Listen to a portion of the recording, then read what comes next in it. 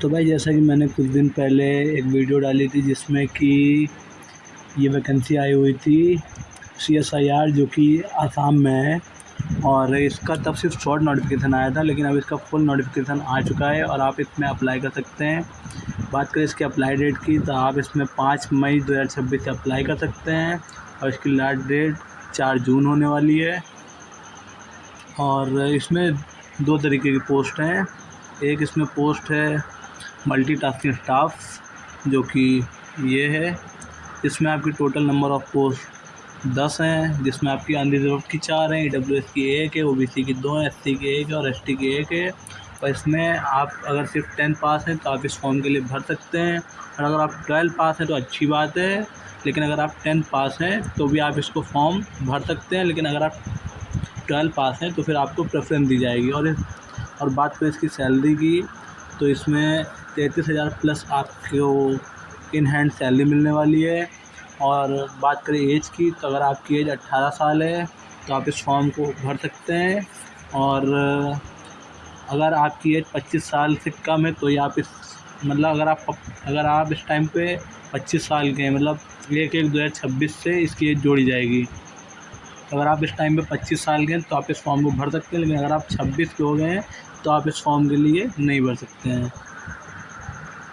तो अगर बात करें इसमें ये ड्राइवर की पोस्ट है जिसमें सिर्फ एक पोस्ट दी गई जो कि अनरिजर्व की है। इसमें भी सैलरी 36,000 प्लस मिलने वाली है और इसमें 18 साल से 27 साल तक के जो कैंडिडेट हैं वो इस फॉर्म को अप्लाई कर सकते हैं। इसके लिए आपके पास LMV और HMV का आपके पास वैलिड ड्राइविंग लाइसेंस होना चाहिए। LMV मतलब कि लाइट मोटर व्हीकल जैसे कि जो होती है 4 व्हीलर, और HMV जो कि ट्रक व्रक चलती हैं जिसमें आप बोलते हैं हैवी मोटर व्हीकल। और इसमें जो क्वालिफ़िकेशन मांगी गई है वो 10 पास मांगी गई है और आपको एटलीस्ट 3 इयर्स का एक्सपीरियंस होना चाहिए ड्राइविंग में। और आपको जो गाड़ी होती है HMV या फिर LMV उसमें आपको मोटर मैकेनिज़्म पता होना चाहिए, ताकि अगर उसमें कोई छोटी मोटी ख़राबी आ गई तो आप उसे सही कर लें। तो अगर बात करें जॉब प्रोफाइल की तो अगर आप मल्टीटास्किंग स्टाफ के लिए अप्लाई करते हैं तो इसमें आपको फ़िज़िकल मेंटेनेंस ऑफ रिकॉर्ड, मतलब अगर आपको किसी सेक्शन में किसी ऑफिस में आपको एज अ स्टाफ रखा जाएगा तो आपका काम क्या होगा कि फ़ाइलों को इधर उधर करना और उन फ़ाइलों को मेंटेन रखना और वहाँ पे साफ़ सफाई बनाए रखना और वहाँ पे जो भी होते हैं फ़ोटोकॉपी ज़ेरॉक्स, आपको ये सब करना। तो यही सब होता है मल्टीटास्किंग स्टाफ, इसीलिए इस पोस्ट का नाम भी होता है मल्टीटास्किंग स्टाफ। यानी कि आपको उस ऑफ़िस में जितने भी काम होते हैं छोटे मोटे वो सारे आपको करने पड़ेंगे।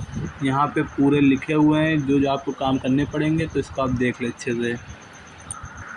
और बात करें अगर ड्राइवर की तो इसमें आपको जो भी ट्रांसपोर्टिंग का मटेरियल दिया जाएगा उसको आपको अच्छे से जाके ट्रांसपोर्ट करना है, और आपको जो भी आपको व्हीकल दी जाएगी उसका आपको मेंटेन रखना है, और जो भी आपके सीनियर आपको वर्क असाइन करते हैं वो आपको करना होगा। इसकी जॉब प्रोफाइल ये दी गई है। बात करें अगर फ़ीस की, एप्लीकेशन फ़ीस की, तो अगर आप जनरल, OBC और EWS कैंडिडेट हैं तो आपकी फ़ीस 500 रुपये लगने वाली है। और अगर आप SC ST या फिर वुमेन हैं तो फिर अगर आप SC ST कैटेगरी से हैं और या फिर अगर आप वुमेन हैं, मतलब कोई महिला है, तो उनके लिए कोई भी फ़ीस नहीं लगने वाली है इस फॉर्म को भरने के लिए। तो आप ये फॉर्म ज़रूर भरें क्योंकि आपकी कोई फ़ीस भी नहीं लगनी है। तो जो भी SC ST कैटेगरी से वो आते हैं वो लोग इस फॉर्म को भरें क्योंकि उनकी कोई भी फ़ीस नहीं लगनी है। तो ये वो डॉक्यूमेंट हैं। तो जब आप फॉर्म भरेंगे तो आपके पास ये डॉक्यूमेंट होने चाहिए अवेलेबल, क्योंकि ये सारे आपको अपलोड करने पड़ेंगे। इसमें आपकी 10th की मार्कशीट है और 12th की मार्कशीट है, अगर ITI सर्टिफिकेट अगर आपके पास होता है, और कास्ट सर्टिफिकेट, ड्राइविंग लाइसेंस, ये सारे लिखे हुए हैं। तो ये सारे डॉक्यूमेंट आप ज़रूर रेडी कर लें क्योंकि अभी भी टाइम है, क्योंकि जो इसकी लास्ट डेट है वो जून में होने वाली है। तो अगर आपके पास कोई डॉक्यूमेंट नहीं है तो उसको भी आप रेडी कर लें, इसीलिए ये सारे डॉक्यूमेंट दिए गए हैं। तो अगर बात करें एग्ज़ाम की और सिलेबस की, अभी इसमें कोई भी एग्ज़ाम या फिर कोई भी सब्जेक्ट इसमें भी कुछ नहीं दिया गया है। तो ये अभी उस वेबसाइट पे अपलोड नहीं हुआ है, जैसा कि यहाँ पे लिखा हुआ है मोड ऑफ़ सिलेक्शन में, the mode of selection and scheme of examination will be notified in due course. तो ये अभी भी नोटिफाइड नहीं किया गया है। तो इन्होंने जो भी इसकी वेबसाइट है CSIR के ऑफिशियल वेबसाइट, इस पर अपडेट रहने के लिए बोला है कि जैसे ही कुछ अपडेट आती है वैसे ही वो हमको बताएंगे। तो इसलिए अभी इसमें कोई भी एग्ज़ाम पैटर्न या फिर कैसे एग्ज़ाम होगा अभी कुछ नहीं दिया गया, अभी सिर्फ इसमें वैकेंसी के बारे में दिया गया है। तो आप इसमें फॉर्म फिल करें और उसके बाद आप वेबसाइट पे अपडेट रहें, ताकि जब भी इसका अपडेट आएगी इसमें क्या एग्ज़ाम होगा, कैसे एग्ज़ाम होगा, तो आपको मिल सके। बाकी अगर मुझे पता चलता है तो मैं आपको ज़रूर बताऊंगा उससे पहले, वरना आप भी चेक करते रहें।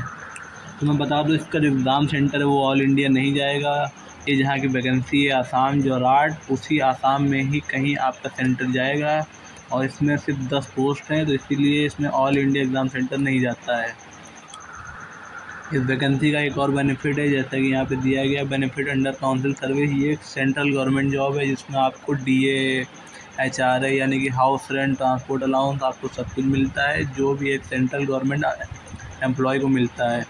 तो ये भी इसमें एक अच्छी चीज़ है कि आपको एक अच्छी सैलरी के साथ कुछ अच्छे अलाउंस भी मिलते हैं। मगर मान लीजिए आपकी सैलरी आती है 28,000, तो उसमें एडिशनल 10,000 प्लस होके आते हैं जो भी इनके अलाउंस होते हैं। तो इसमें बहुत ज़्यादा पोस्ट नहीं है, लेकिन ये वैकेंसी बहुत ज़्यादा लोगों को नहीं पता होती है, क्योंकि इसमें बहुत कम वैकेंसी है, सिर्फ 10 पोस्ट हैं और इसमें सिर्फ 10th पास ही मांगा गया है। तो मैं चाहूँगा आप इस फॉर्म को ज़रूर अप्लाई करें, और जैसे ही इसका एग्ज़ाम सिलेबस अपडेट होता है उसको आप ज़रूर पढ़ें और उस पर अपडेट रहें, क्योंकि ये एक अच्छी वैकेंसी है जो कि सेंट्रल गवर्नमेंट की तरफ से आई है। तो मैं चाहता हूँ आप इसको ज़रूर फिल करें, क्योंकि बहुत ज़्यादा लोग इन छोटी छोटी वैकेंसीज़ पर ध्यान नहीं दे पाते हैं, इसी का फ़ायदा आपको उठाना है।